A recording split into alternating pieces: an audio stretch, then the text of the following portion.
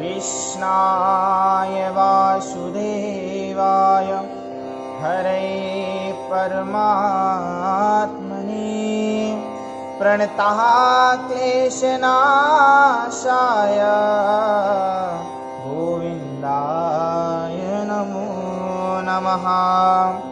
जयति जय श्री राधिके वृंदारण्य विहारिणि कोटि अमित कमला छवि नवनीलयम्बरधारिणि नवनीलयम्बरधारिणि।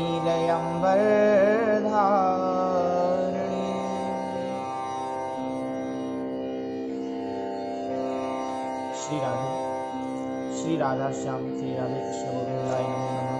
श्री कृष्ण गोविंद हरे मुरारे हे नाथ नारायण वासुदेवाय।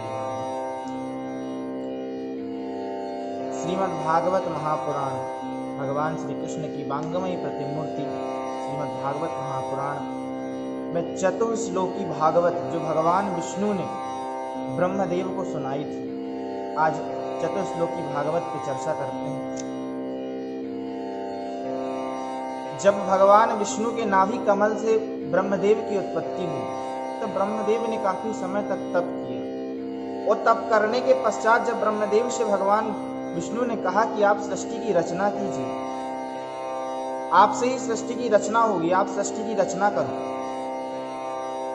तब ब्रह्मदेव ने भगवान विष्णु से कहा कि प्रभु मैं रचना तो कर सकता हूं, पर यदि मैंने सृष्टि की रचना की और रचना करने के बाद मैं सृष्टि के मोह में फंस गया तो फिर मैं कैसे निकलूंगा? हे प्रभु, मुझे सृष्टि की रचना करने से पूर्व मुझे आप कुछ ऐसा ज्ञान दीजिए, कुछ ऐसा उपदेश दीजिए जिससे कि मैं सांसारिक मोह माया में न फंसूं, क्योंकि आपकी बनाई हुई माया से तो कोई नहीं बच सकता।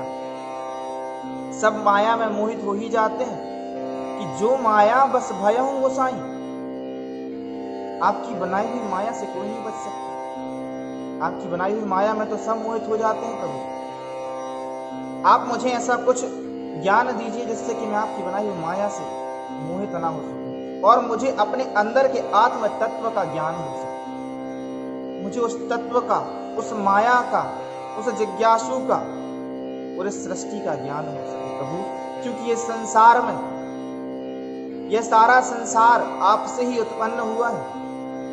आप ही आदि हो, आप ही मध्य हो, आप ही अंत हो। इस संसार में, इस संसार के पालन करता भी आप हो, रचना करता भी आप हो और संहार करता भी आप। तो इस संसार का कुछ विशिष्ट ज्ञान मुझे दे दीजिए जिससे कि मैं सांसारिक माया में ना फंसूं और आपके द्वारा बताए हुए उपदेशों से मैं सृष्टि की रचना कर सकूं। अब भगवान विष्णु ने ब्रह्मदेव की बात सुनी तो भगवान मुस्कुराकर कहने लगे, ब्रह्मदेव, आज मैं तुम्हें चतुर्श्लोकी भागवत समझाता हूं जिसमें तत्व, माया, जिज्ञासु और जगत, इन सब का ज्ञान है। भगवान विष्णु कहने लगे, ब्रह्मदेव ध्यान से सुनना कि अहमेवास्मेवाग्रे नान्यद यद शत शत परम पश्चादहं यदेतक्ष यो वसिष्येत तस्योऽस्म्यहम्। हे ब्रह्मदेव, ये चतुर्श्लोकी भागवत का प्रथम श्लोक है। इस श्लोक में तत्व का ज्ञान है। हे ब्रह्मदेव, इतना समझ लो कि सारे संसार में, इस समस्त सृष्टि में सर्वप्रथम केवल मैं ही हूं। भगवान नारायण ने कहा कि ब्रह्मदेव, इस समस्त सृष्टि में केवल मैं ही हूं। जब इस समस्त सृष्टि में कुछ भी नहीं रहता तब भी मैं रहता हूं, और सब रहता है तब भी मैं हूं, और आगे जब कुछ नहीं रहेगा तब भी मैं ही रहूंगा। इस पृथ्वी का उत्पन्न करता, पृथ्वी का पालन करता सब मैं ही हूं। यह सारा जगत केवल मुझ में ही टिका है। मैं ही इस समस्त संसार को चलाता हूं, मैं ही इसका संहार करता हूं और मैं ही इसको जन्म देता हूं।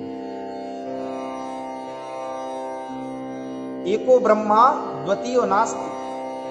भगवान विष्णु ने ब्रह्मदेव से बताया कि संसार में केवल एक ब्रह्म है, सच्चाई केवल वही है, इस समस्त संसार में जो भी है केवल ईश्वर है, सत्य केवल वही है। ईश्वर का नाम है सच्चिदानंद, सत्य केवल ईश्वर सत्य है। बाकी जो भी दिखता है, जो भी है वो दिखता है, माया है, स्वप्न है ये। भगवान भोलेनाथ भी पार्वती जी से कहते हैं कि उमा कहूं मैं अनुभव अपना, सत्य हरि भजन जगत सब सपना। केवल हरि का भजन सत्य है, बाकी ये समस्त संसार केवल केवल एक माया है, एक सपना है। इस सृष्टि में केवल एक ही भगवान है जो इस सृष्टि में पहले भी थे, आज भी हैं और आगे भी रहेंगे। जब इस समस्त संसार में कुछ नहीं रहता है तब भी भगवान रहते हैं, क्योंकि उत्पन्न करता तो वही विराट पुरुष भगवान नारायण ही इस समस्त सृष्टि के रचय करता है। इस प्रकार तत्व का ज्ञान देते हुए भगवान ने द्वितीय श्लोक में माया का ज्ञान दिया। किरत्यर्थम यत प्रतीयेत ना प्रतीयेत चात्मनि तद विद्यादात्मनो माया यथा भासो तथा तमः। भगवान ने समझाया कि हे ब्रह्मदेव, अब इस दूसरे श्लोक को सुनो, इसमें मैं माया के बारे में बता रहा हूं। माया, इस संसार में जो कुछ भी दिखता है केवल समझने योग्य ये है कि केवल ईश्वर ही सत्य है। बाकी जो कुछ भी यहां दिखता है सबका सब केवल और केवल एक माया है। केवल आत्म तत्व, आत्मा ही सत्य है। आत्मा के अलावा जो कुछ भी यहां दिखता है वह सब का सब एक मिथ्या ही है, केवल केवल मिथ्या। आत्मा ही केवल सत्य है। यह शरीर जो दिखता है, मनुष्यधारी को अपना यह शरीर जो दिखता है यह केवल सत्यता है। दिखता तो है शरीर, शरीर है, वास्तविक में हमें भी शरीर ही दिखता है, क्योंकि शरीर तीन होते हैं। सूक्ष्म शरीर एक होता है जो सबसे छोटा शरीर होता है, सूक्ष्म शरीर। एक होता है कारक शरीर और एक होता है स्थूल शरीर। स्थूल शरीर तो हमें दिख रहा है। जब हमारे शरीर के अंदर से हमारी आत्मा हमारे सूक्ष्म शरीर के साथ निकल जाती है तब केवल बचता है कारक शरीर, और उस कारक शरीर को जलाकर भस्म कर दिया जाता है और कुछ भी नहीं बचता।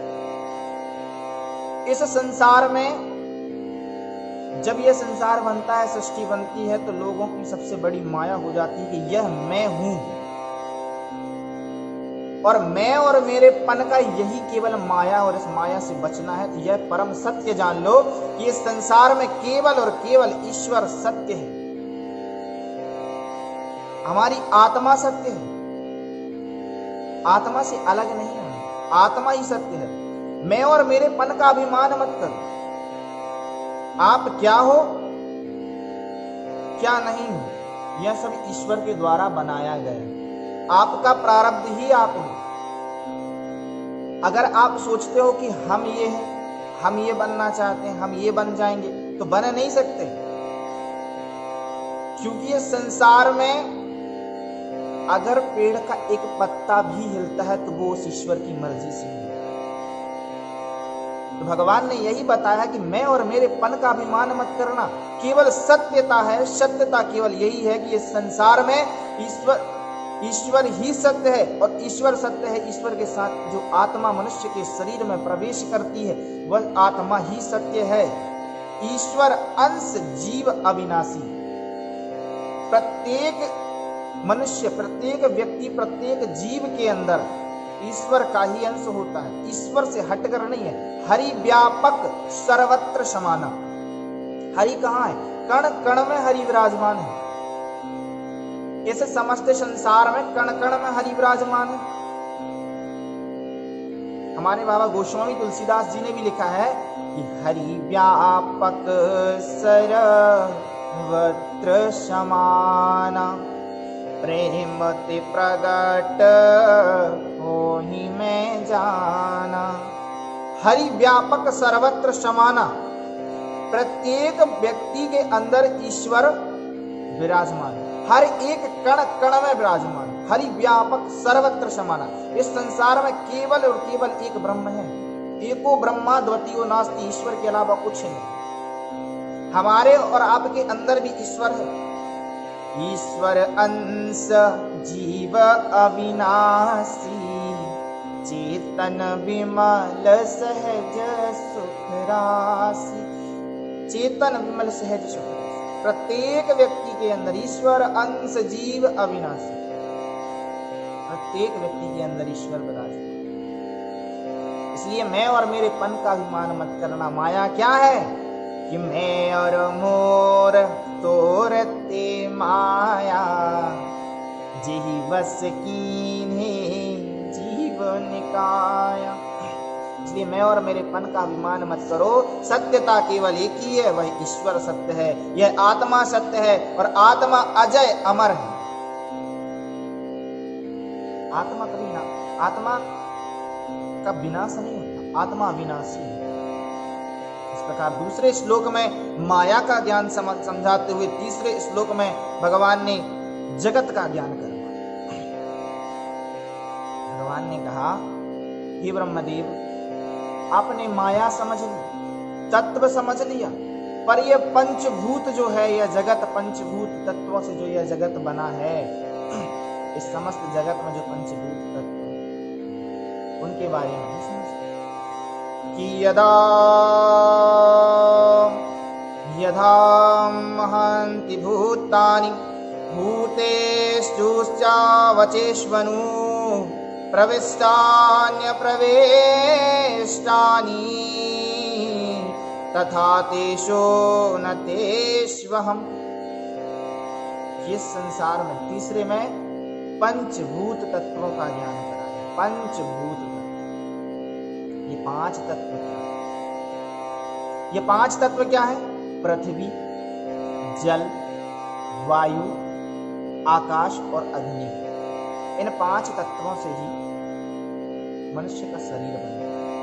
इन पांच तत्वों से ही शरीर का निर्माण होता है और यह पंच तत्व ही पृथ्वी में है। पृथ्वी, जल, आकाश, वायु और अग्नि, इन सबसे ही जीवन चलता है। इच्छित जल पावक गगन शमीरा, पंच रचित अति अधम शरीरा। कि इन पांच तत्वों से ही शरीर बनता है और इन पांच में ही लीन हो जाता है। यह पांच तत्व सब में विद्यमान रहते हैं, सबके शरीर में यह पांच तत्व विद्यमान रहते हैं और सबके शरीर में पांच तत्व विद्यमान रहने के बाद भी इनसे अलग रहते हैं। जैसे हमारे शरीर में पांच तत्व हैं तो विद्यमान तो है, पर क्या वह स्पष्ट रूप में दिखाई देते हैं कि ये पांच तत्व हमारे शरीर में हैं? दिख रहे हैं? नहीं दिख रहे। तो वो पांच तत्व विद्यमान तो हैं, हमारे शरीर में विराजमान हैं, पर हम उनको देख नहीं सकते। हाँ, हमें उनको महसूस कर सकते हैं। जैसे कभी हमारी जैसे कोई तेज रोशनी पड़ती है, तो तेज रोशनी आंख पर पड़ती है तो समझ में आता है कि हाँ कुछ प्रकाश है। तब हमें यही तत्व होता है कि हाँ हमारे अंदर भी अग्नि है। वायु का स्पर्श हमारे शरीर में जो हमारी चमड़ी होती है उससे वायु का हमें स्पर्श समझ में आता है कि वायु ठंडी चल रही है कि वायु गर्म चल रही है, पर हमारे शरीर में विद्यमान तो है। जल का स्वाद हमें शरीर से नहीं आता, जल का स्वाद हमें मुख से आता है, जिह्वा से आता है। जल तो है, स्वाद तो आया। तो पांचों तत्व इसी प्रकार हमारे शरीर में विद्यमान है, मगर फिर भी इनसे अलग है। प्रविष्टानि तथा तेषु न तेष्वहम्। यह पांचों तत्व हमारे शरीर में विराजमान हैं, विद्यमान हैं, पर इसके बाद भी इन सबसे अलग होते हैं। यह पंचभूत तत्व से ही समस्त संसार बना है। इन पांचों तत्वों में कोई भी तत्व इनसे अलग नहीं है। इस प्रकार तीसरे श्लोक में भगवान विष्णु ने ब्रह्मदेव को जगत के बारे में बताया और चौथे श्लोक में जिज्ञासु समझाया कि जिज्ञासु होता क्या। ह्येतावदेव जिज्ञास्यं तत्त्वजिज्ञासुनात्मनः अन्यव्यतिरेकाभ्यां यत् स्यात् सर्वत्र सर्वदा।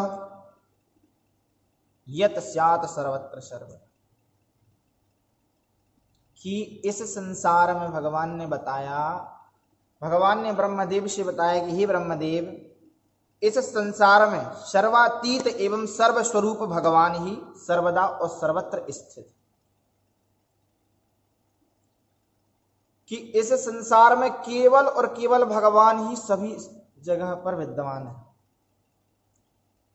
और समझने वालों को, जानने वालों को यह परम आवश्यक है कि आज इन तीनों कालों में, भूतकाल, वर्तमान काल और भविष्य काल, इन तीनों कालों में जो समान है वह ईश्वर है, और ईश्वर है वही आत्म तत्व है, वही ईश्वर है। ईश्वर ही समान है। ईश्वर जब यह संसार नहीं था तब भी ईश्वर था,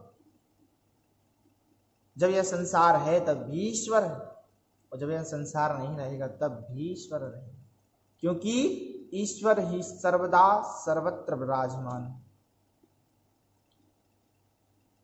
समझने वालों के लिए सर्वश्रेष्ठ यही है कि चाहे भूतकाल हो, चाहे वर्तमान काल हो, चाहे भविष्य काल हो, चाहे स्वर्गलोक हो, तीनों लोकों में, स्वर्गलोक हो, मृत्युलोक हो और नरकलोक हो, तीनों लोक, केवल और केवल आत्म तत्व ही सत्य है, ईश्वर ही सत्य है। यही जानने की आवश्यकता है। जो जानता है, जो आत्मा को जानता है, वो परमात्मा को जानता है, क्योंकि ब्रह्म, आत्मा और परमात्मा, परमात्मा से ही आत्मा बनी, जीवात्मा और परमात्मा से ब्रह्म, एको ब्रह्मा द्वितीयो नास्ति, एक ब्रह्म है, पर आत्मा तो दो है ना, एक परमात्मा और एक आत्मा। जीवात्मा और परमात्मा का जो संबंध है वही ब्रह्म है, क्योंकि जीवात्मा के अंदर भी ब्रह्म, भगवान विष्णु ने यह बताया ब्रह्मदेव को कि जीव आत्मा के अंदर भी भगवान का ही अंश विराजमान होता है। तो इससे यह स्पष्ट होता है कि ये समस्त संसार में केवल और केवल ईश्वर ही सत्य है। इस प्रकार चारों श्लोकों में इन चतुश्लोकी भागवत को समझाया भगवान विष्णु ने, और इन चतुश्लोकी भागवत को समझने के बाद ब्रह्मदेव ने इस सृष्टि की रचना की। जब ब्रह्मदेव ने इस सृष्टि की रचना की तो ब्रह्मदेव ने इस भागवत, इस चतुश्लोकी भागवत, 4 श्लोकों की इस भागवत को अपने पुत्र श्री नारद जी महाराज को सुनाई। और नारद जी महाराज ने जब यह सुनी, तो जब नारद जी महाराज ने भागवत सुनी थी तो उन्होंने अपने पिता ब्रह्मदेव से इसका ज्ञान प्राप्त किया। और जब श्री वेदव्यास जी महाराज 17 पुराणों की रचना कर चुके थे, और 17 पुराणों की रचना करने के बाद भी उनका मन विचलित रहता था, विचलित समझ में आता था, उन्हें लगता था कि मैंने अभी कुछ कमी है, मेरे लिखने में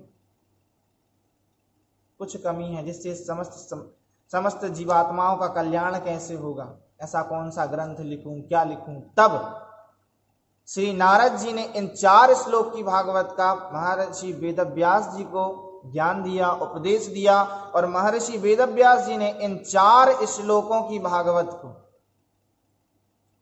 12 स्कंद, 335 अध्याय, 18,000 श्लोक, 1,270 उवाच के साथ ग्रंथराज भागवत की रचना कर दी। इन 4 श्लोकों से ही 18,000 श्लोक बना दिए महर्षि वेदव्यास जी, और भगवान की लीलाओं से वर्णित श्रीमद् भागवत महापुराण की रचना। यही श्रीमद् भागवत महापुराण भगवान श्री कृष्ण की वांगमयी प्रतिमूर्ति है, भगवान स्वयं है। संतों का कहना है, ऋषिकों का कहना है कि जो यह भागवत ग्रंथ है, इस भागवत ग्रंथ में जो काले अक्षर है ना,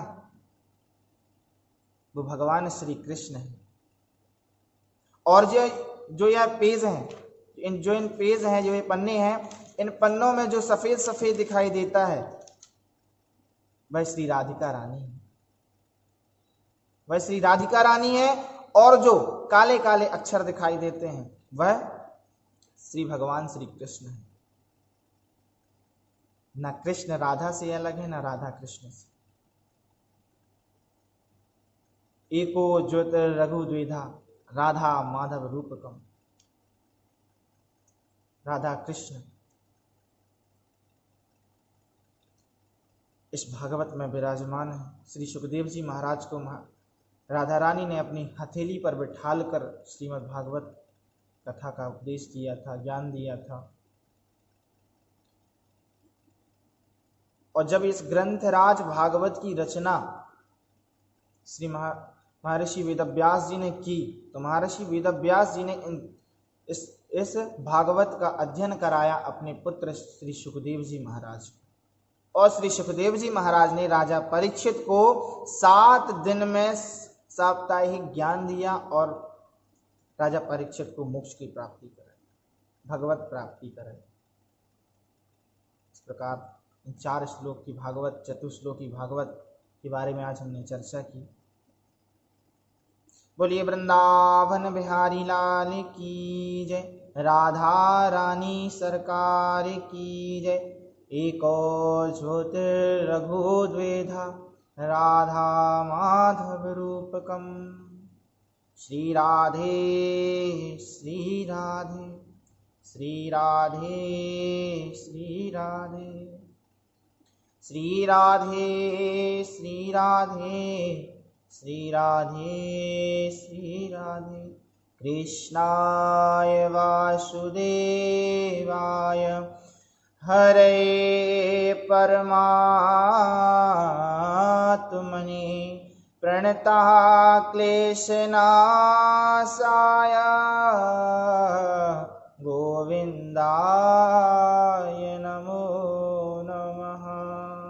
बोलो राधा कृष्ण भगवान की जय। एक ज्योतिर्रघु